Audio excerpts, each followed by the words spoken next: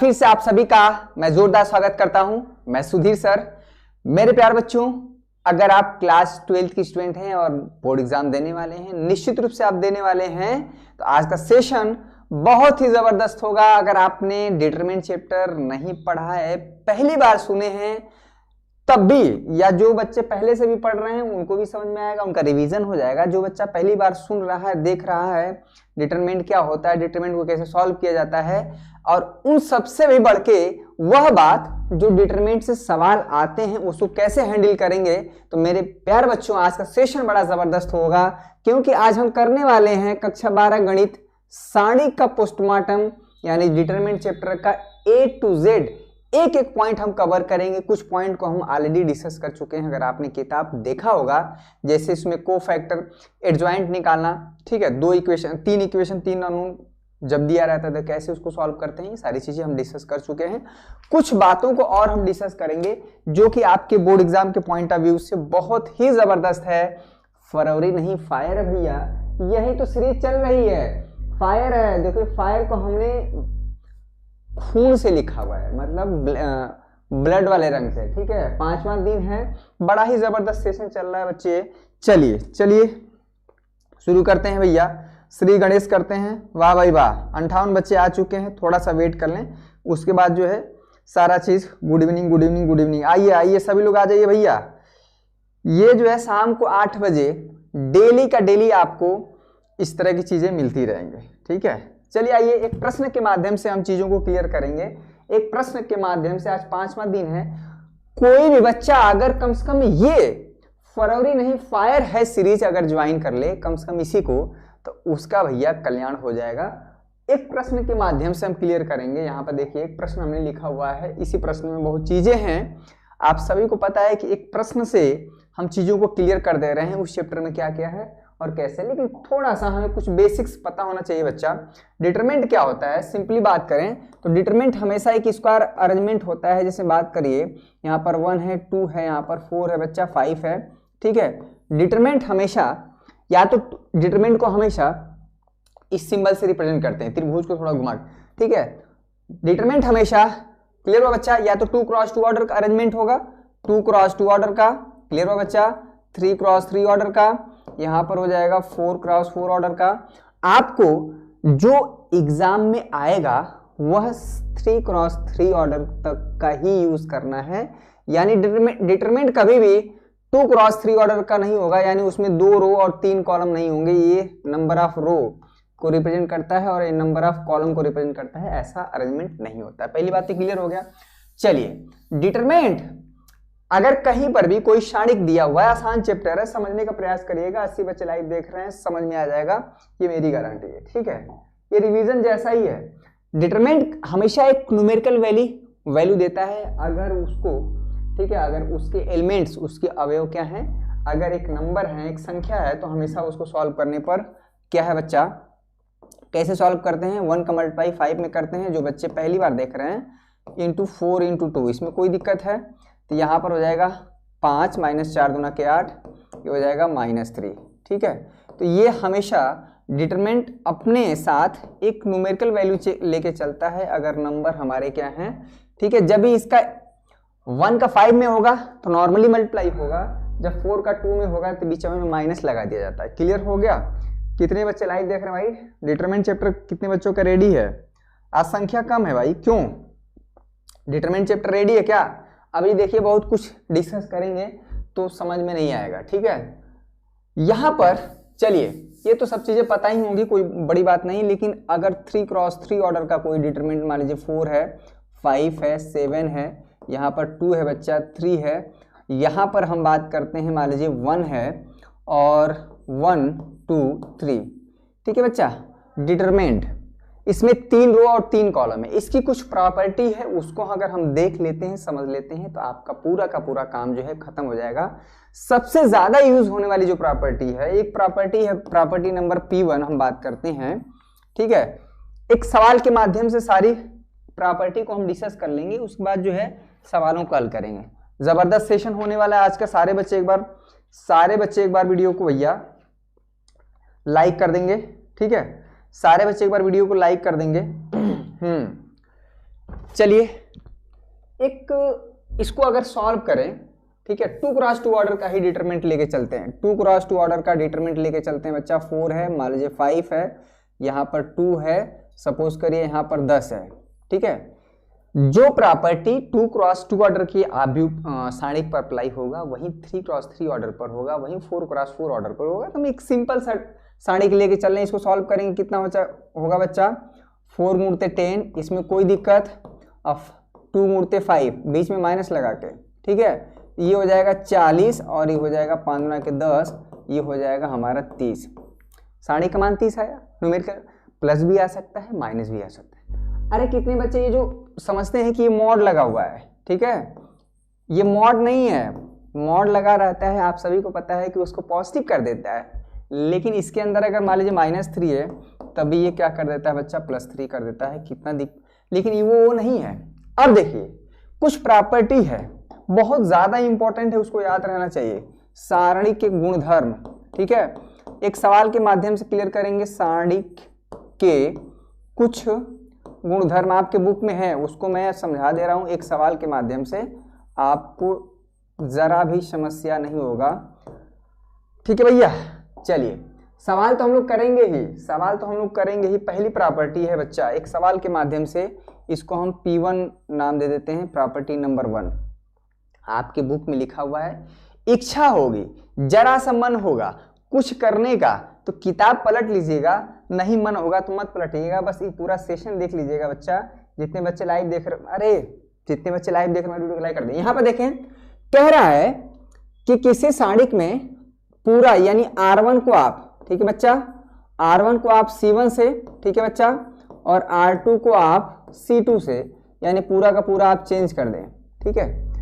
R1 को आप बदल लीजिए C1 से, R2 को आप बदल लीजिए C2 से, पूरा का पूरा चेंज कर देंगे। उसके बाद जो डिटरमिनेंट को आप सॉल्व करेंगे तो डिटरमिनेंट का जो न्यूमेरिकल वैल्यू है वो नहीं बदलता है। जैसे यहाँ पर R1 क्या है 4,5 है, तो ये इसको C1 पे कर दीजिए, और R2 क्या है तो यहाँ पर 2,10 है।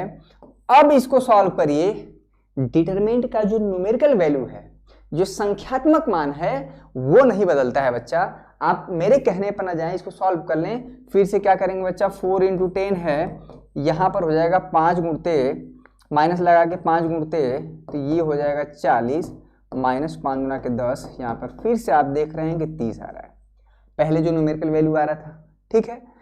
हाँ, किसी एक को आपने चेंज किया, जैसे R1 को आप कन्वर्ट कर दिए C1 पे, ये R1 था, इसको C1 यानी पहले कॉलम पर रख दिए। दूसरा आपने चेंज ही नहीं किया, तब हमारा न्यूमेरिकल वैल्यू तब बदल जाएगा। मतलब कि आपको पूरा का पूरा चेंज कर देना है। R1 अगर 3 क्रॉस 3 ऑर्डर का है, अगर बच्चा देखिएगा एक सवाल से क्लियर हो जाएगा सब कुछ। जो बच्चे पहली बार अगर 3 क्रॉस 3 ऑर्डर का होगा तो R1 को चेंज कर देंगे C1 से, R2 में उसको कर देंगे C2 में, और R3 को हम कर देंगे C3 में, ठीक है बच्चा। ये हुआ 3 क्रॉस 3 ऑर्डर का होगा, एकदम सिमिलर पैटर्न चलेगा जो 2 क्रॉस 2 ऑर्डर का। तो अपनी सुविधा के लिए पहली प्रॉपर्टी क्लियर हो गया, इसमें कोई समस्या। प्रॉपर्टी नंबर 2 आ जाइए बच्चा, प्रॉपर्टी नंबर 2, इसमें किसी को समस्या नहीं होना चाहिए। प्रॉपर्टी नंबर 2 आपके जैसे बुक में दिया है बच्चा, उसी हिसाब से हम चल रहे हैं ताकि आपको किसी को, हाँ एक सवाल इसी में बात करते हैं। इसमें कह रहा है कि सारणिक में किसी 2 रो को आपस में या 2 कॉलम को आपस में चेंज कर दिया जाए, किन्हीं 2 रो या किन्हीं 2 कॉलम को आपस में म्यूचुअल एक्सचेंज हो जाए, ठीक है। जैसे हम बात करते हैं कि हमारा मन किया कि R1 को आपने चेंज कर दिया R2 में, ठीक है, R1 को R2 में आपने चेंज किया, तो अब अगर उसको सॉल्व करेंगे, ठीक है, जो डिटरमिनेंट का मान होगा उसमें कुछ नहीं, सिर्फ और सिर्फ अगर पहले 30 आ रहा था तो अब -30 आएगा। किसी भी 2 रो या 2 कॉलम को आपस में चेंज करेंगे तो ये चेंज अलग है, ठीक है, ये वाला अलग है। तो इसमें हम देख रहे हैं कि जो सारणिक है बच्चा, अगर R1 और R2 को आपस में चेंज करेंगे तो R1 हमारा 5,10 हो जाएगा 10, और ये R2 पे चला जाएगा। अब अगर इसको सॉल्व करेंगे तो 5 गुणते 2, ठीक है बच्चा, 5 गुणते 2, और यहाँ पर 4, यहाँ पर 10 हो जाएगा। अगर इसको सॉल्व करेंगे तो -30 आएगा, यानी पहले जो मान आ रहा था उसमें खाली माइनस लग जाएगा, ठीक है। इसमें C1 नहीं चेंज हो रहा है किसी भी 2 रो या 2 कॉलम को। मतलब ध्यान दीजिएगा, ये प्रॉपर्टी हम 3x3 ऑर्डर पे कैसे लेके चले जाएंगे। मान लीजिए यहाँ पर एक डिटरमिनेंट है कुछ भी, सपोज करिए x y z फलाना कुछ भी हो, ठीक है, एक एग्जांपल के लिए ले रहे हैं यहाँ पर, ये 0 नहीं है, ये सर्किल बनाया है, एक डिटरमिनेंट है 3x3 ऑर्डर का है। समझिएगा प्रॉपर्टी को, बहुत जरूरी है समझना। मान लीजिए इसकी कुछ न्यूमेरिकल वैल्यू है, सपोज करिए मान लीजिए थीटा कुछ भी होगा, अरे ठीक है, एक समझाने के लिए कोई पार्टिकुलर एग्जाम्पल नहीं है। मान लीजिए इसकी न्यूमेरिकल वैल्यू कुछ आ रही है, सॉल्व करने पे थीटा आ रहा है। अगर आपने, ठीक है, R1 और R3 को आपस में म्यूचुअल एक्सचेंज हो रहा है कि चलो भैया तुम हमारे जगह आ जाओ और हम तुम्हारे जगह आ जा रहे हैं, एक चेंज हो रहा है। मतलब यहां पर ध्यान से देखें, 0 0 0 ये सर्किल है, 0 नहीं है, ये R2 ज्यों का त्यों है, कुछ भी हो सकता है, और यहां पर आ गया x y z। अब इस डिटरमिनेंट को सॉल्व करेंगे तो इसका मान आएगा -थीटा। ठीक है, क्लियर हुआ। चलिए ये पहला काम। आपका मन किया कि हम R2 और R3 को फिर आपस में चेंज कर दे रहे हैं, ऐसा सवालों में किया जाता है, चेंज होता रहता है। बहुत बढ़िया, धीरे धीरे संख्या बढ़ रही है, 120 बच्चे हो गए हैं और डिटरमिनेंट को बहुत हल्के में ले रहे हैं ना। कितने बच्चे चारों खाने चित हो जाते हैं इसी में। भाई जानना अलग बात है, लेकिन बिल्कुल तरह से कॉन्सेप्ट क्लियर होना अलग बात होता है। अगर R2 और R3 को फिर आपस में चेंज कर रहे हैं, इस बार R1 को नहीं छेड़छाड़ करना है, यहाँ पर ये ज्यों का त्यों रहेगा बच्चा, ये हो जाएगा x y z, R2 चलाएगा R3 में और R3 चलाएगा R2 में। ठीक है बच्चा, ये भैया यहाँ से फिर आ गया। अब क्या है कि पहले तो मान यहाँ पर माइनस, फिर से ये चेंज हो जाएगा। ठीक है, पहले -थीटा था, फिर एक बार जैसे 2 रो या 2 कॉलम को आपस में चेंज करेंगे, सिर्फ न्यूमेरिकल वैल्यू माइनस में चेंज होता रहेगा। तो अब माइनस माइनस प्लस थीटा, यानी अगर किसी भी सारणिक में 2 रो को आप आपस में 2 बार चेंज कर रहे हैं तो सारणिक का मान फिर से वहीं घूम के आ जाएगा। ये काम कॉलम में भी होता है कि अगर C1 C2 आपने चेंज किया तो न्यूमेरिकल वैल्यू -थीटा, फिर किसी 2 कॉलम को आपस में चेंज किए, फिर एक बार माइनस होगा तो घूम के वहीं आ जाएगा। ये 3x3 ऑर्डर में हो सकता है, वही जो प्रॉपर्टी 2x2 ऑर्डर में होगा। अगर क्लियर हुआ, ये प्रॉपर्टी क्लियर हो गया, इसमें कोई बहुत रॉकेट साइंस नहीं है। ठीक है बच्चा, जैसा आपको हमने यहाँ पर दिखाया, क्लियर हुआ। ठीक है बच्चा, यहाँ पर देखिए P3 प्रॉपर्टी नंबर 3, P3 देखिए प्रॉपर्टी नंबर 3, जरूरी आपके बुक के अकॉर्डिंग ही चलेंगे क्योंकि इसमें बच्चे हमेशा परेशान हो जाते हैं, प्रॉपर्टी को जानना बहुत जरूरी है। ठीक है बच्चा, चलिए ये बहुत इंपॉर्टेंट। चलिए 2-3 प्रॉपर्टी और है, फिर सवाल को हम लोग यूज करेंगे ना तो बार बार वहां बताना तो फिर दिक्कत होता है, तो थोड़ा सा जान लीजिए, बहुत ज्यादा वक्त नहीं लगेगा। अगर मान लीजिए कोई भी सारणी है बच्चा, डिटरमिनेंट का मान है, अब फिलहाल इसमें लेके चल रहे हैं x y z। ठीक है, यहाँ पर मान लीजिए है P है, Q है, R है, X है, Y है, Z है। एक बार नोट्स बना लीजिए।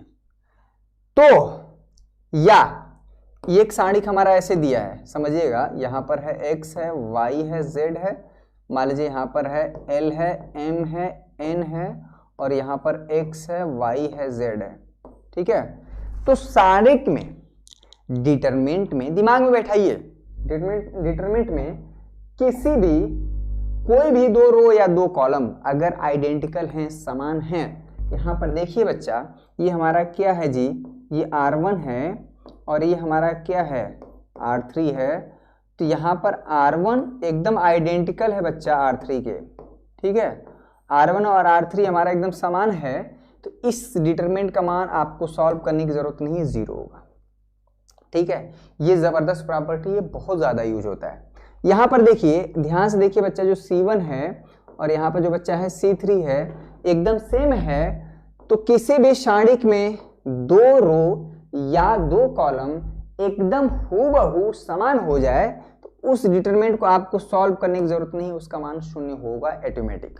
क्लियर हो गया, प्रॉपर्टी क्लियर हो गया, एकदम जबरदस्त प्रॉपर्टी। खाली देख लीजिए, किताब आप खोल के पढ़ेंगे, उसके भाषा को आप समझेंगे तो वही चीज मिलेगा जो मैं यहाँ पे बता रहा हूँ। बहुत कम समय में आपको समझने की आवश्यकता है, क्योंकि भैया पढ़ाने, ठीक है, अगर आपको समझ नहीं आए तो मेरा पढ़ाना ही व्यर्थ है, मेरे पढ़ाने का कोई महत्व नहीं है। ठीक है, जब तक आपके दिमाग में फिट ना हो जाए। जो बच्चे पहली बार विजिट किए हैं शुभम क्लासेस पर, आप सभी इस बात से अवगत होंगे। जो बच्चे पहली बार विजिट किए हैं, थोड़ा सा पढ़ाई में कोई डाउट हो रहा है, पढ़ते समय किसी प्रश्न में समस्या हो रही है, कुछ नहीं, डाउटनेट आपके सामने आ गया बच्चा। अपने मोबाइल के प्ले स्टोर में जाइए और डाउटनेट ऐप इंस्टॉल करिए।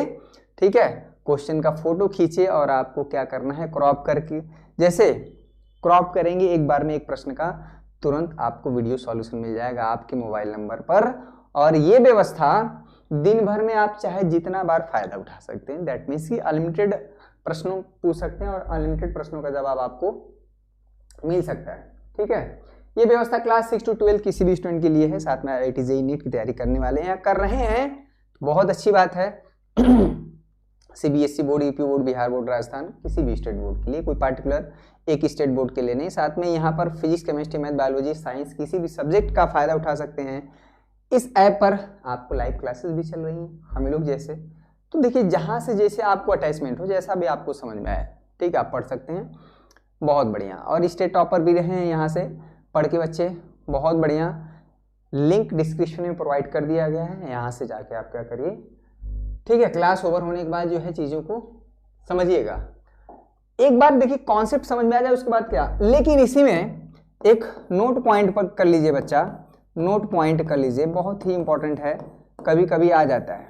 ठीक है, अगर किसी भी डिटरमिनेंट में मान लीजिए x है, y है, z है, 4 है, 5 है, यहाँ पर 6 है, अगर एलिमेंट 0 0 0 हो जाए, किसी भी एक रो या किसी भी एक कॉलम में सारे के सारे एलिमेंट 0 0 हो जाएं, यहाँ पर आइडेंटिकल का खेल नहीं है।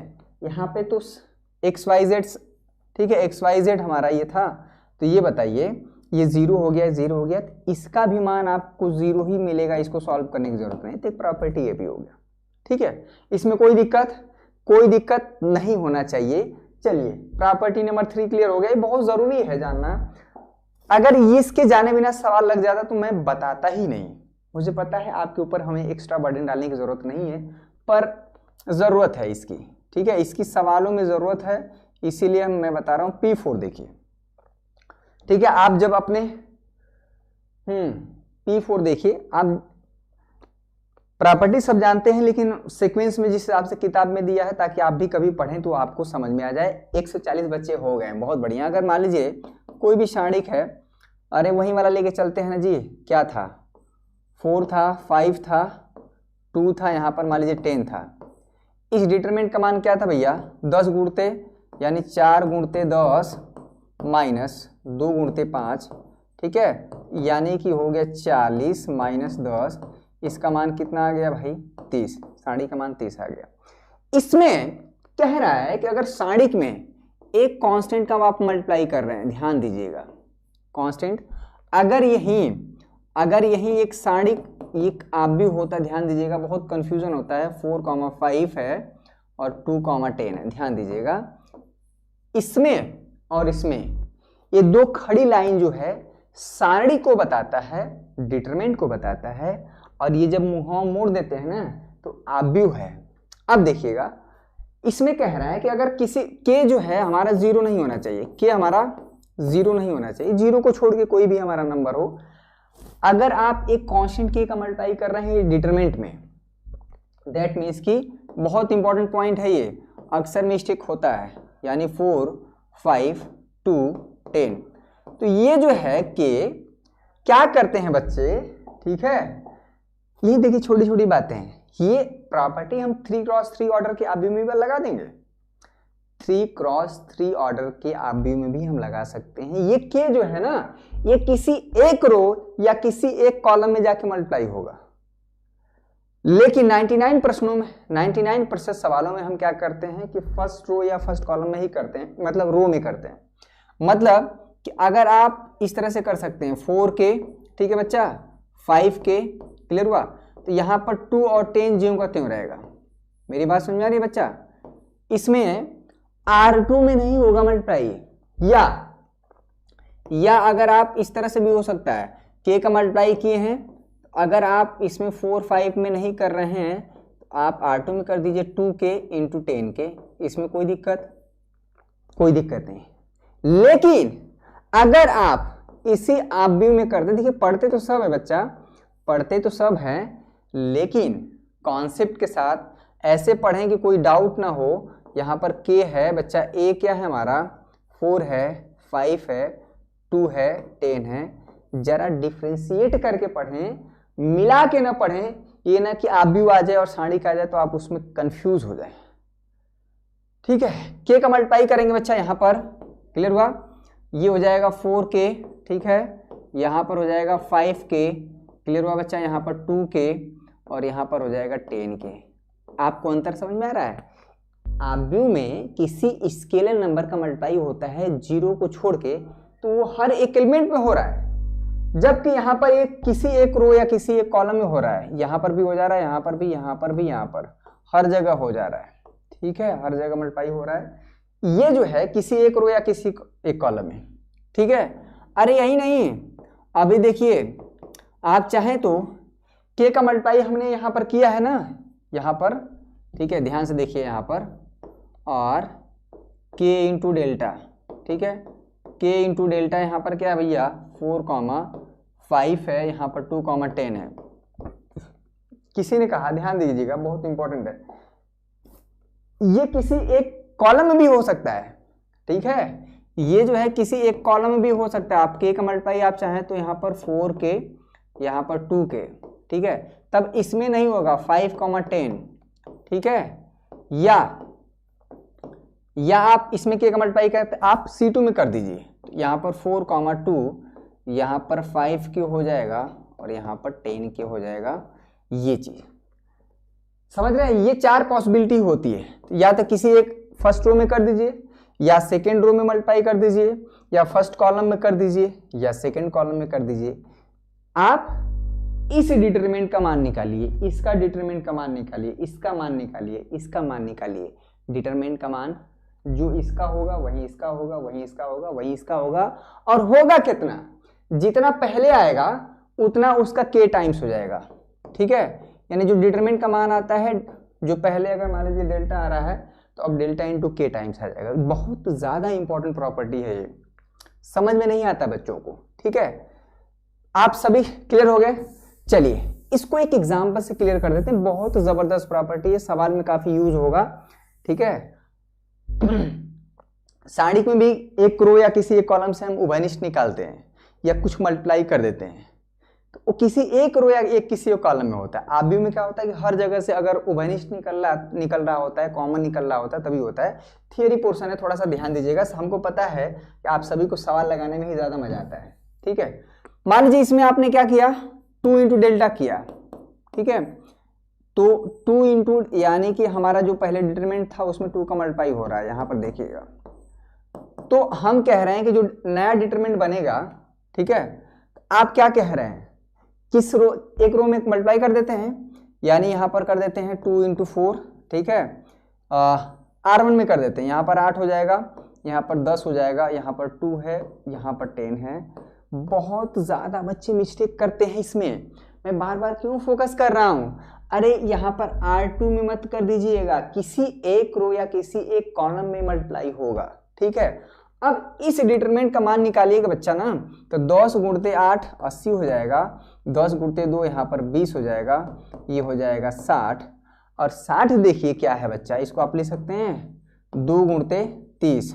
ठीक है, 2 गुणते 30 बच्चा, यानी कि पहले जो सारणी का आ रहा था, ठीक है, अगर हम इसको एक नया डिटरमिनेंट की तरह ट्रीट करें, डेल्टा, ठीक है, इसको डेल्टा बोलते हैं, डेल्टा डैश कर दें, तो अब जो इसका न्यूमेरिकल मान आएगा बच्चा, वो पहले की तुलना में क्या है, ठीक है, जो पहले मान आ रहा था उसी का तो क्या है, दोगुना है। पहले कितना आ रहा था 30, अब जो नया सारणी आया है उसका जो मान बना है वो 60 है। यानी कि अगर आप कांस्टेंट k का मल्टीप्लाई करते हैं तो जो नया डिटरमिनेंट बनेगा उसका जो मान होगा वो उतना टाइम्स हो जाएगा, जैसा कि आप देख रहे हैं यहाँ पर। और ये जो 2 का मल्टीप्लाई है आप R2 में या C1 में या C2 में किसी एक ही में कर सकते हैं, सारणी का मान नहीं बदलेगा। ये खासियत है। क्लियर हो गया? ये प्रॉपर्टी बहुत ज़्यादा इंपॉर्टेंट है, ये सवालों में काफ़ी यूज होगा।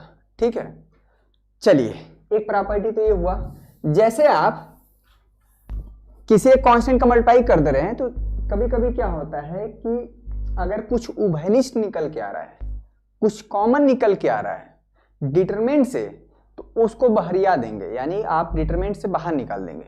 ये सुविधा है, सवालों में यूज करेंगे हम। अगर आपको पता नहीं होगा तो समस्या होगा। मात्र 1 घंटा आपसे मांगेंगे, मात्र 1 घंटा। बच्चा अगर आपने 1 घंटा दिया तो साणिक दोबारा आपको किसी से पढ़ने की जरूरत नहीं पड़ेगी, पूरा रिवीजन हो जा रहा है। यहाँ पर देखिए, ठीक है, किताब की भाषा देखिएगा, मैं लिख नहीं रहा हूं। इसमें क्या है कि किसी एक रो या किसी एक कॉलम में कुछ उभयनिष्ठ अगर दिख रहा है तो आप उसको निकाल दीजिए, और निकालेंगे क्या, डिटरमिनेंट में मल्टीप्लाई होगा। जैसे हम देख रहे हैं R1 में, देखें यहाँ 4 है, 5 है, उभयनिष्ठ नहीं है। यहाँ पर 2 है, 10 है, तो 2 है और यहाँ पर 10 है, तो 10 को लिख सकते हैं 2 × 5, यानी R2 से क्या है बच्चा, R2 से क्या उभयनिष्ठ निकल के आ रहा है, 2। ठीक है, आप 2 उभयनिष्ठ भी निकाल सकते हैं। जो 2 निकलेगा ना वो डिटरमिनेंट से बाहर होगा। यहाँ तो निकल नहीं रहा है, 4,5, यहाँ पर हो जाएगा 1, यहाँ पर हो जाएगा 5। ठीक है, क्लियर हुआ। अरे डिटरमिनेंट में एक रो अगर उसके एलिमेंट आइडेंटिकल हैं तब डिटरमिनेंट का मान 0 नहीं होगा। इस अच्छा ध्यान से देखिए, बहुत अच्छा याद आ गया मुझे। अगर x है, y है, z है, ठीक है, अगर मान लीजिए यहाँ पर 5 है, यहाँ पर 5 है, यहाँ पर 5 है, ठीक है बच्चा, और यहाँ पर 4 है, यहाँ पर 4 है, यहाँ पर 4 है, इस तरह से इसका मान, ठीक है, ठीक है बच्चा, यहाँ पर मान लेते हैं P है, Q है, R है, ठीक है बच्चा, इसका मान 0 नहीं होगा। ध्यान दीजिएगा, कितने बच्चे इसका मान 0 कर देते हैं। अरे हमने ये कहा है भैया कि 2 रो या 2 कॉलम, 2 पंक्ति या 2 स्तंभ आइडेंटिकल हो तब। इसमें तो ये जो एलिमेंट है, जो C2 है, आप गलत समझ जाएंगे। आप कहेंगे सर जी तो बताए थे कि 2 रो या 2 कॉलम, यहाँ पर आप एक जो C2 है, जो दूसरा स्तंभ, चलिए सही हो गया। ठीक है बच्चा, सही हो गया, सही हो गया जी। कोई जैसे नेट छोड़ा वैसे गायब। ठीक है, अरे भैया अब टेक्निकल चीज़ें हैं, कुछ चीज़ें हमारे हाथ में नहीं हैं, हमारे हाथ में है पढ़ाना, तो हम उसको पूरी तरह से भली भांति पूर्वक करते हैं। ठीक है, हम क्या बता रहे थे भाई, क्या बता रहे थे, दिमाग से उतर गया। ठीक है, ये उभयनिष्ठ वाला हो गया सिस्टम। किसी रो या किसी कॉलम में अगर कॉमन है, पूरा दिमाग से उतर गया, कोई बात नहीं। ठीक है, दिख रहा है ना आप, ठीक है, बहुत बढ़िया। पूरा देखिएगा, पूरा डिटरमिनेंट का कॉन्सेप्ट क्लियर हो जाएगा। अभी बड़ा जबरदस्त पॉइंट बताने वाले थे जी, दिमाग से ही उतर गया। देखिए क्लास डिस्टर्ब हो जाता है इसी की वजह से। P4 प्रॉपर्टी नंबर 5 देखिए बच्चा, P5। अरे भैया आप लोग कब 1 मिलियन करेंगे? जो बच्चे चैनल पर नए, चैनल को सब्सक्राइब जरूर कर लीजिएगा। ठीक है, एक आखिरी प्रॉपर्टी डिटरमिनेंट जो कि 3 रो, ये देखिए क्या हो रहा है बच्चा, क्या हो रहा है आज। ठीक है, ठीक है, ठीक है, ठीक है, ठीक है, ठीक है, ठीक है, सही हो गया, सही हो गया। ठीक है बच्चा, क्या हो रहा है आज, नेट का इशू। ठीक है, अरे भाई थोड़ा सा आप धैर्य, सर जी जल्दी आपका टारगेट पूरा होने वाला है। देखिए आप लोग, आपको भी अच्छा लगेगा। हम इस चैनल से पढ़ते हैं जहां पर 1 मिलियन यानी 10 लाख छात्र हैं। कल कर देंगे, चलिए 9 थोड़ा सा शेयर करेंगे ना, थोड़ा सा एफर्ट डालिए आप लोग भी। अगर एक बच्चे को जोड़ेगा तो हाँ क्या हो रहा है, वही तो हम भी कह रहे हैं क्या हो रहा है, नेट का इशू हो जा रहा है। देखिएगा, खैर ये तो हमारे हाथ में नहीं, नेट का इशू है। इसमें 2 डिटरमिनेंट में टूट जाता है। ठीक है, इसमें ये जो यहाँ पर बहुत इंपॉर्टेंट है, ये 2 + 5 एक एलिमेंट है, 9 + ये एक एलिमेंट है। यह 2 डिटरमिनेंट में टूट जाता है बच्चा। कैसे हो जाता है, 2 है, ये 7 है, यहाँ पर 9 है। ठीक है, 2 7 9 यहाँ पर है, 2 7 9, क्लियर हुआ। यहाँ पर x है, y है, z है, एक इसमें टूट जाएगा। एक और डिटरमिनेंट में टूटेगा, 5 9 8। ठीक है, 5 9 8, और ये 2 7 9 ऐसे ही रहेगा, और x है, y है, ये z है। ठीक है, अगर किसी डिटरमिनेंट में किसी एक रो या किसी एक कॉलम में एलिमेंट जो है योग के रूप में लिखे रहते हैं, एडिशन के रूप में लिखे होते हैं तो वहां पर क्या होता है कि उसको हम दो डिटरमिनेंट में तोड़ देते हैं बच्चा। और ऐसा क्यों किया जाता है, क्योंकि प्रॉपर्टी है। आपने देखा कि जैसे इसको दो भाग में आपने तोड़ा, यहाँ पर 279 और 279, यहाँ पर C1, ठीक है बच्चा, C1 और C2 आइडेंटिकल हो गए, इसका मान तुरंत शून्य हो जाएगा विदाउट सॉल्व किए। फिर इस डिटरमिनेंट का मान जो भी मान आएगा उसको सॉल्व कर लेंगे, जो देखा जाएगा। प्रॉपर्टी हमें बताना था, ठीक है। यहाँ पर कॉलम में हो सकता है, ये डिटरमिनेंट रो में भी हो सकता है, ठीक है। जो प्रॉपर्टी आप रो में होल्ड होता है चाहे कॉलम में होता है, वो दोनों वाइस वर्सा होता है, ठीक है। अगर कोई एलिमेंट इस तरह से है जिससे कंफ्यूज ना हो, ठीक है, एक मिनट इसको ऊपर कर देते हैं, कंफ्यूज नहीं होना बच्चा, ठीक है। जैसे 2 + 5 है, 7 + 9 है बच्चा, ठीक है, यहाँ पर x है, y है। आपकी इच्छा हो रही है कि इसको दो डिटरमिनेंट में तोड़ दें, ठीक है। ये किसी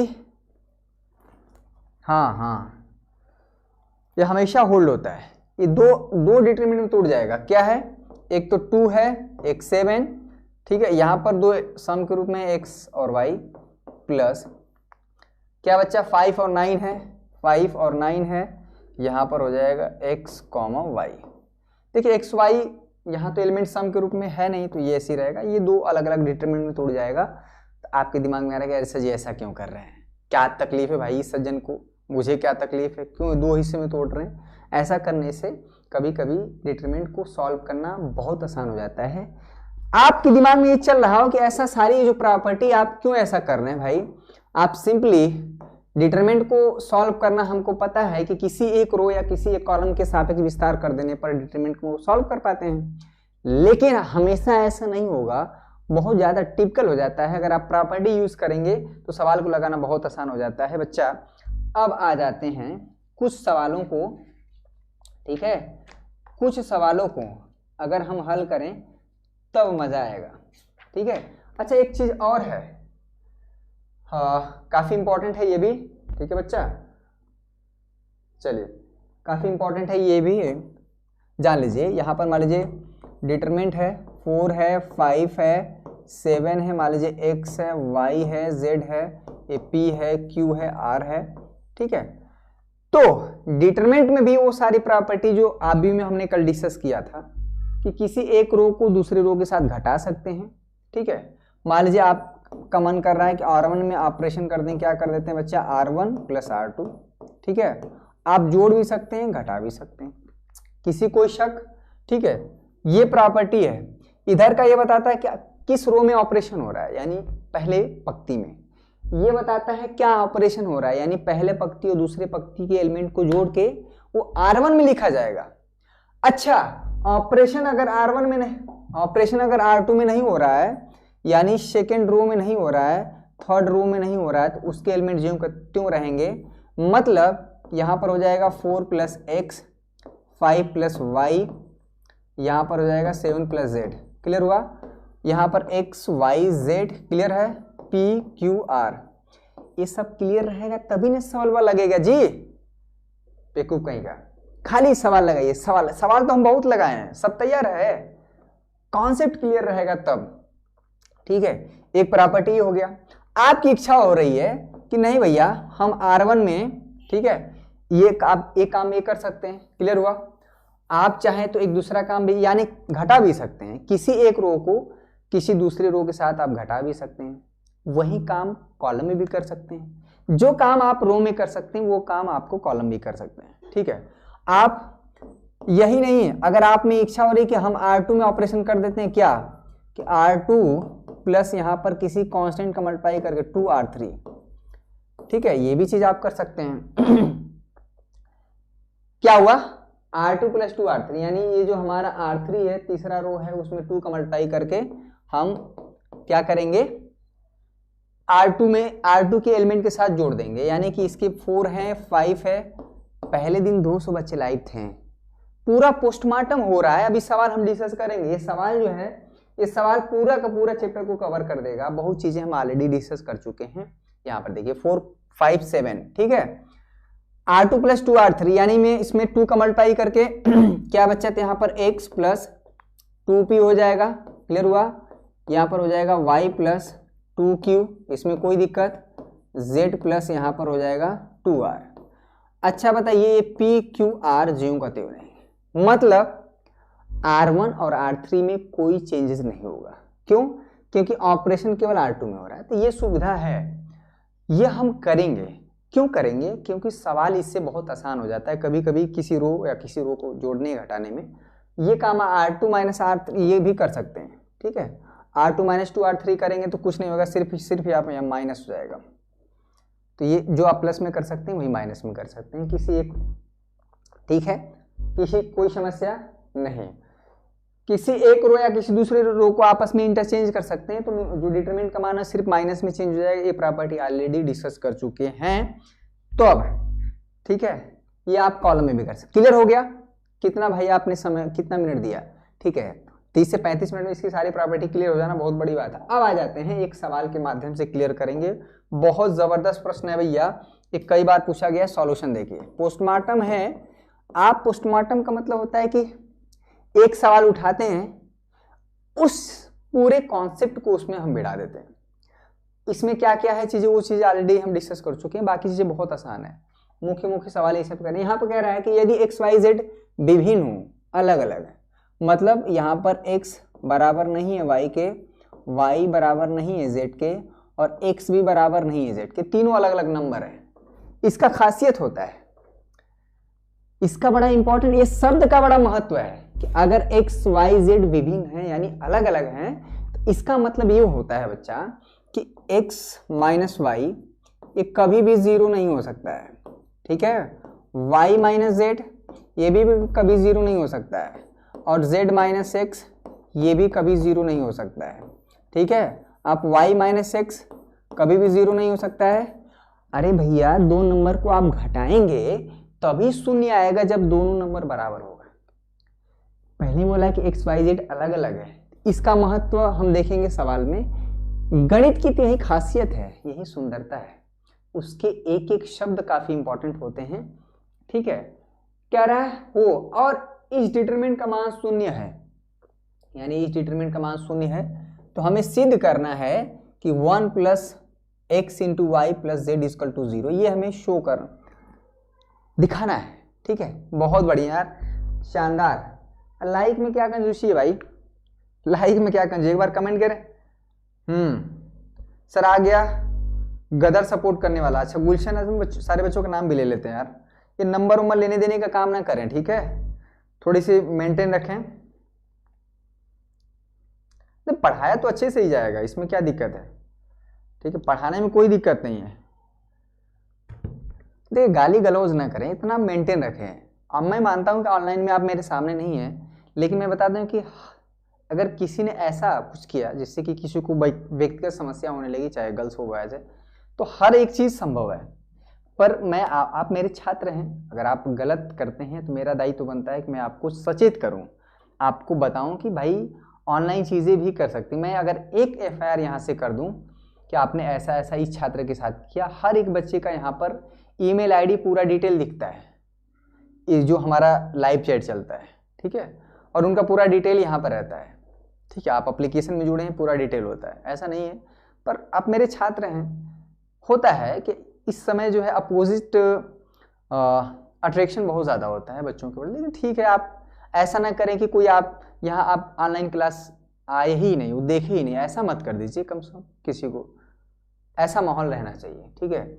ऐसी बानी बोलिए मन का आपा खोए, औरन को शीतल करें आपहु शीतल होए, ठीक है, ऐसी भाषा का प्रयोग करना है। यहाँ पर देखिए एक प्रॉपर्टी अभी हमने डिस्कस किया कि किसी रो या किसी कॉलम अगर एलिमेंट सम के रूप में होते हैं तो उसको क्या करते हैं बच्चा, दो अलग अलग डिटरमिनेंट में तोड़ दे। इस पूरे डिटरमिनेंट का मान शून्य है, ऐसा प्रश्न में बोला है, ध्यान दीजिएगा, बहुत तगड़ा प्रश्न है। पहले तो इसको दो डिटरमिनेंट में तोड़ देते हैं, एक्स वाई जेड, ठीक है, एक्स स्क्वायर वाई स्क्वायर, यहाँ पर जेड स्क्वायर, ये है 1, ये है 1 और ये है 1, ठीक है।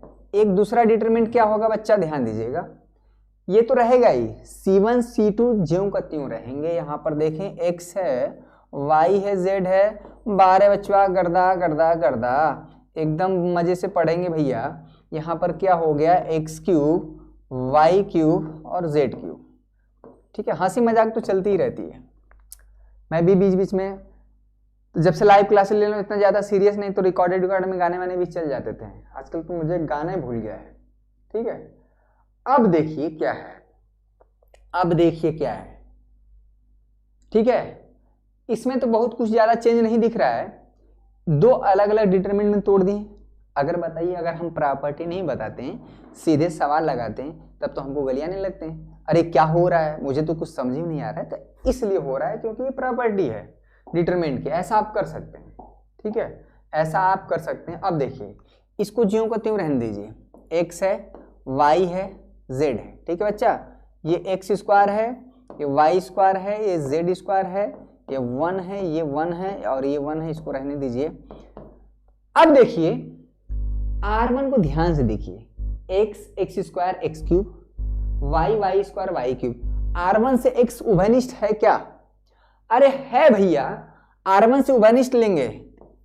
ठीक है, R2 से y उभयनिष्ठ लेंगे, R3 से z उभयनिष्ठ लेंगे, यानी x y z हमारा निकल जाएगा। यहाँ पर x यहाँ पर हो जाएगा 1, यहाँ पर हो जाएगा x, यहाँ पर ठीक है, यहाँ पर हो जाएगा 1, यहाँ पर हो जाएगा y, यहाँ पर हो जाएगा वाई स्क्वायर, यहाँ पर 1 है, यहाँ पर z है और यहाँ पर हो जाएगा z स्क्वायर इक्वल टू 0।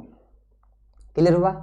कैसे किए यहाँ पर लिख लीजिएगा अगर आपको समस्या हो रही है आप। ठीक है बच्चा, R1 से x, ठीक है बच्चा, R2 से, R2 मतलब रो, y एवं R3 से z। ठीक है, R3 से z उभय निष्ठ लेने पर। ठीक है बच्चा, उभयनिष्ठ लेने पर 45 मिनट हुआ है। 45 मिनट में आप अगर रिवीजन करेंगे ना तो उतना नहीं कर पाएंगे जितना मैं बता दे रहा हूँ। उभयनिष्ठ ले लीजिए, ले लिए भैया, यहाँ पर ऑलरेडी ले लिए। अब देखिए, ठीक है, कैसे प्रूफ हो रहा है। ये डिटरमिनेंट और ये डिटरमिनेंट अभी फिलहाल अलग अलग दिख रहा है, ध्यान दीजिएगा। ये डिटरमिनेंट और ये डिटरमिनेंट फिलहाल अलग अलग दिख रहा है, तो किसी एक को अगर हम बराबर बना दें तो मेरा बात बन जाएगा।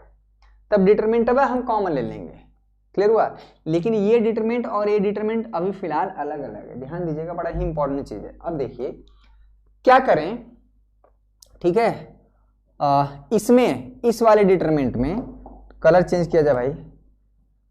हम जो है C1 और C3 को आपस में बदल दें, ताकि पहले 1 जो है 1 1 1 वो पहले कॉलम पे तो आ जाए, पहले स्तंभ पर आ जाए। ध्यान से देखना है, C1 और C3, इसका लिखने का मतलब है कि C1 और C3 को क्या कर रहे हैं, आपस में चेंज। इसको मत करिए कुछ, ये ठीक लग रहा है। 1 है x है x स्क्वायर है, 1 है y स्क्वायर है, 1 है z स्क्वायर, ठीक लग रहा है। इसी को चेंज करते हैं। इसमें C1 और C3 को आपस में चेंज करेंगे। ठीक है, अभी हम बताए थे प्रॉपर्टी की सारणिक में किसी भी दो रो या दो कॉलम को आपस में चेंज करते हैं, सारणिक का मान सिर्फ माइनस हो जाता है। यहाँ पर 1 है, यहाँ पर 1 है, यहाँ पर 1 है। अरे भैया C2 में कुछ हो रहा है क्या? नहीं हो रहा, तो उसको ज्यों को त्यों रहने दीजिए ना, x square plus Y square Z square, ये हो जाएगा x y z। ठीक है, अरे भैया इधर क्या करेंगे? अरे कुछ मत करिए, कोई ज़रूरी है कि हमेशा कुछ करबे करें। 1 है 1 है 1 है, x है y है z है, ये क्या है बच्चा, x स्क्वायर है y स्क्वायर है z स्क्वायर है इक्वल टू 0।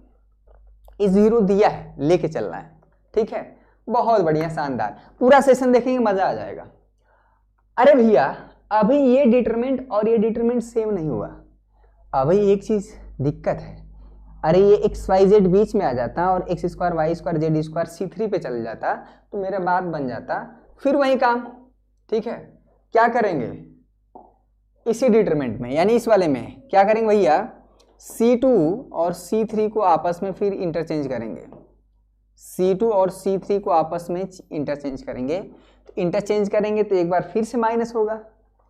ये माइनस पहले से हमको पता है कि दो रो या दो कॉलम को आपस में चेंज करते हैं तो डिटरमिनेंट का मान सिर्फ माइनस में चेंज होता है। तो ये माइनस है तो फिर से प्लस हो जाएगा। इस बार 1 है 1 है 1 है, एक्स वाई जेड, यानी इधर हो जाएगा C3 वाला C2 पे आ जाएगा, C2 वाला C3 पे चला जाएगा। ठीक है, ये हो जाएगा X cube Y cube Z cube, ठीक है। यहाँ पर है x है, y है, z है।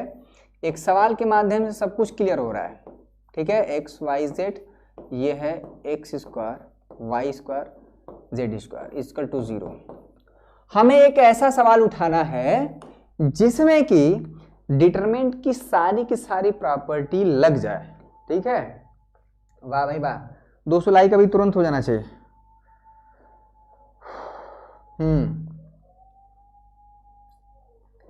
नहीं चलिए, बहुत बढ़िया बहुत बढ़िया। सेशन को शेयर करते रहें, सेशन को शेयर करते रहें, जल्द से जल्द 1 मिलियन। बड़ा मजा आएगा यार, 1 मिलियन आपको देखने में ही अच्छा लगेगा, हम लोग को भी अच्छा लगेगा भाई। इस चैनल पर यहाँ पर रह के हम लोगों ने काफ़ी, जब बच्चे 2 लाख थे, 2 लाख सब्सक्राइबर थे, सब्सक्राइबर कहना ठीक नहीं लगता है, 2 लाख स्टूडेंट कहेंगे, तब से हम लोग काम कर रहे हैं। आज 10 लाख होने वाले, मतलब 8 लाख छात्र हम लोग की नज़रों से गुजरे हैं और हम लोग भी छात्रों की नज़रों से गुजरे, मतलब एटलीस्ट 10 लाख छात्र तो हम लोग जानते ही होंगे जाने अनजाने में, ठीक है। तो ये भी हम लोग के लिए भी प्राउड मोमेंट होगा और आप लोग के लिए भी, हर एक इंसान के लिए होगा, अच्छी बात है। अब दोनों डिटरमिनेंट यहाँ पर देखिए समान है, तो आप क्या करेंगे, उसको आप उभयनिष्ठ ले लेंगे। ये डिटरमिनेंट है वो उभयनिष्ठ ले लेंगे, यानी 1 है 1 है 1 है, x है y है z है, यहाँ पर है x स्क्वायर है y स्क्वायर है z स्क्वायर है, ठीक है। ठीक है बच्चा, यहाँ पर हो जाएगा 1, ये डिटरमिनेंट आप उभयनिष्ठ ले, यहाँ पर हो जाएगा 1 x y और z इक्वल टू 0, ठीक है। मेरी बात समझ में आ रही है। अगर ये डिटरमिनेंट आप उभयनिष्ठ ले रहे हैं, ठीक है, तो यहाँ पर बच जाएगा 1, यहाँ पर x plus Y plus Z, clear हो, आप मल्टीप्लाई करेंगे वहीं से जाएगा। अब इस डिटरमिनेंट को सॉल्व करते हैं, ठीक है। बहुत इंपॉर्टेंट चीज आ रहा है, बड़ा मजा आएगा, क्लियर हुआ। अब इस डिटरमिनेंट को सॉल्व करते हैं, देखिएगा, पूरे जी जान लगा के पढ़ाई करते हैं, पढ़ाते भी हैं पढ़ते भी हैं। यहाँ पर क्या है, अब इस डिटरमिनेंट को सॉल्व करेंगे। जब भी इस तरह की चीजें आए तो हम कोशिश करते हैं किसी एक रो या किसी कॉलम में, मेरी बात ध्यान से देखिएगा, जब भी आपको किसी एक रो या किसी एक कॉलम में 1 1 1 ज्यादा दिख रहा है, तो उसमें 2 को हम 0 बना सकते हैं, बहुत आसानी से बन सकता है। आप जो है बच्चा एक ऑपरेशन आप कर दें R1 में, क्या R1 में ऑपरेशन कर देंगे R1 माइनस R2, एक ऑपरेशन ये कर दें, और R2 में ऑपरेशन कर दें, क्या है बच्चा R2 माइनस R3। क्योंकि डिटरमिनेंट को सॉल्व करना बहुत आसान होता है जब किसी एक रो या किसी एक कॉलम में नंबर ऑफ एलिमेंट थोड़ा ज़्यादा 0 0 हो जाए, बहुत आसानी से सॉल्व हो जाता है। मेरी बात समझ में आ रही है, किसी कोई शक? तो भैया ये 2 ऑपरेशन आप करेंगे, ठीक है। ये तो आप ध्यान दीजिए, इस डिटरमिनेंट का मान क्या होगा, R1 माइनस R3, जो एलिमेंट जिस पे पड़ेगा उसके साथ 1 पड़ेगा, इसके साथ ये हो जाएगा, यहाँ पर हो जाएगा x माइनस वाई, इसमें कोई दिक्कत। यहाँ पर क्या हो जाएगा बच्चा, x square minus Y square, ठीक है। शादियों का सीजन चल रहा है, जबरदस्त पटाखे चल रहे हैं। R2 में भी ऑपरेशन हुआ है तो ये 0 हो जाएगा, ये है y माइनस जेड, बड़ा दिन हो गया जी शादी में खाए हुए, Y square minus Z square, क्या किया जाए, हम लोग भी तो अब परदेसी हो गए, 1 जेड स्क्वायर, घर द्वार रहते थे तो 1 plus X into Y into Z equal to 0, ठीक है। बहुत कम समय मिलता है जब से काम हम लोग कर रहे हैं यहाँ पर। अब देखिए मेरा काम लगभग हो गया। अब अभी इसमें देखें, यहाँ पर x minus Y, X square minus Y square है, तो आप सभी को पता है कि X square minus Y square जो होता है उसमें क्या है बच्चा, x माइनस वाई और क्या हो जाता है x प्लस वाई होता है। अगर यहाँ पर शुरू में 0 लिखा है तो 0 में हम लिख सकते हैं 0 इंटू, ठीक है, 0 को हम लिख सकते हैं क्या, 0 इंटू, ऐसे लिख सकते हैं जी, 0 को लिख सकते हैं क्या, x माइनस वाई इंटू 0। 0 में आप जो भी चीज उभयनिष्ठ लेना चाहें वो होता है, यानी R1 से x माइनस वाई, R2 से y माइनस जेड आप उभयनिष्ठ ले लीजिए, ठीक है बच्चा। तो यहाँ से आप अगर x माइनस वाई निकालते हैं, R2 से y माइनस जेड उभयनिष्ठ निकालते हैं, ये क्वेश्चन बहुत ज्यादा इंपॉर्टेंट है, सब कुछ इसी में क्लियर हो गया। अरे कितने बच्चे कहेंगे 0 में तो है ही नहीं, अरे 0 में x माइनस वाई है, यहां पर भी है, ठीक है, उसको तोड़ेंगे तो x माइनस वाई और x प्लस वाई है ना, ठीक है, तो क्लियर हो जाना चाहिए। क्लियर हुआ? तो यहाँ तो 0 हो जाएगा, x माइनस वाई आपने कॉमन निकाल दिया, 1 हो गया। यहाँ पर क्या बचेगा बच्चा? x प्लस वाई बचेगा। यहाँ पर भी वही खेल है, 0 है, यहाँ पर 1 है, यहाँ पर हो जाएगा y माइनस जेड, ये हो जाएगा 1 है, z स्क्वायर। किसी को कोई शक, किसी को कोई परेशानी? 1 प्लस एक्स प्लस ये चीज़ इक्वल टू 0, ये लेके चलना है। हमें जो प्रूफ करना है वो आ जाएगा। ये ऐसा सवाल है कि इसमें लगभग डिटरमिनेंट की, सारणी की सारी प्रॉपर्टी यूज हो जाती है। ठीक है, बहुत शानदार, बहुत शानदार। पूरा सेशन देखेंगे तो मजा आ जाएगा। ठीक है, पूरा सेशन आप देखेंगे तो मजा आ जाएगा। मेरे रश के कमर तुम्हें नजर से मजा आ गया। 200, चलिए 200 लाइक होने वाला तो हो गया। अब क्या करते हैं, इस सारणी को हम हल कर देते हैं सारणी का विस्तार करने पर। ठीक है, अब जो है सारणी का C1 के सापेक्ष, ठीक है, एग्जामिनर को लिखेंगे तो पता चल जाता है C1 के सापेक्ष। ये हम 0 0 जो बनाए हैं ना, ताकि हम विस्तार करने पर, ठीक है, विस्तार करने पर यानी इसको सॉल्व कर देंगे तो मेरा काम हो जाएगा। लगभग हो चुका है इसका आंसर, लेकिन इसमें भी x minus Y, Y minus Z है। अगर इसको आप सॉल्व करेंगे तो ये 0 0 अब 1 के पास आ जाएंगे, तो 1 लिखेंगे प्लस, अच्छा हाँ, डिटरमिनेंट में ये भी तो होता है, जो डिटरमिनेंट को सॉल्व करते हैं, plus minus plus minus plus minus plus minus plus, जो हर एक एलिमेंट की जो पोजीशन होता है उसकी जो न्यूमेरिकल वैल्यू होता है वो कैसे वेरी करता है यहाँ पर।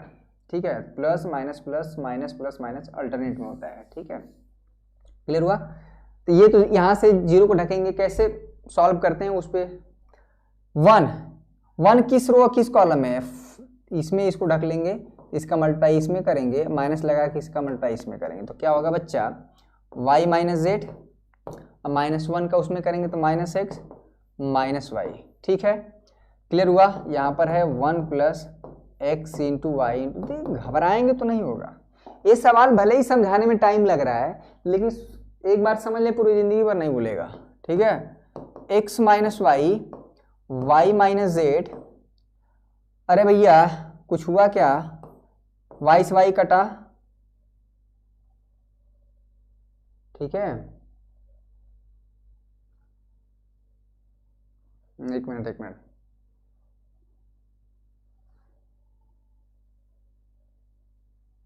वाई, ठीक है, एक्स जेड माइनस एक्स आता है जी। ठीक है, हाँ, यहाँ पर ये y प्लस जेड बचता है, y प्लस जेड सही है ना, y प्लस जेड रहेगा। क्लियर हुआ?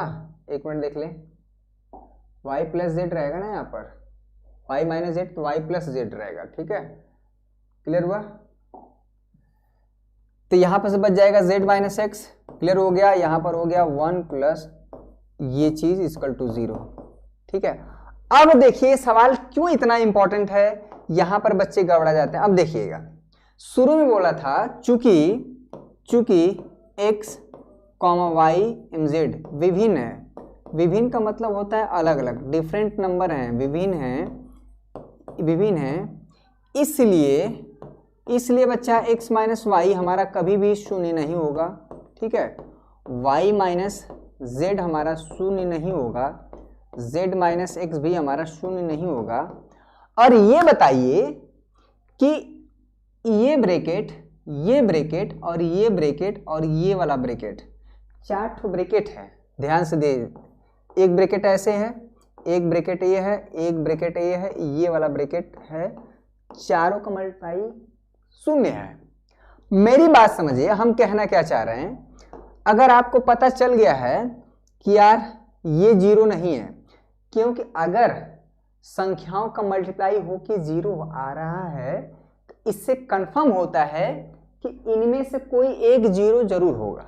सवाल देखिए, गणित देखिए यहाँ पर, अगर हम कह दें बच्चा x into Y into Z into p equal to 0 है, 4 संख्याओं का मल्टीप्लाई 0 आ रहा है, इसमें क्या पॉसिबिलिटी है, इसमें कम से कम एक 0 जरूर होगा।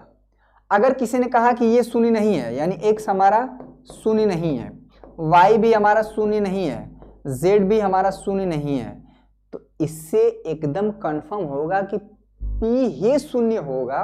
यानी क्योंकि भैया p हमारा निश्चित रूप से 0 होगा, क्योंकि मल्टीप्लाई तो 0 आ रहा है ना।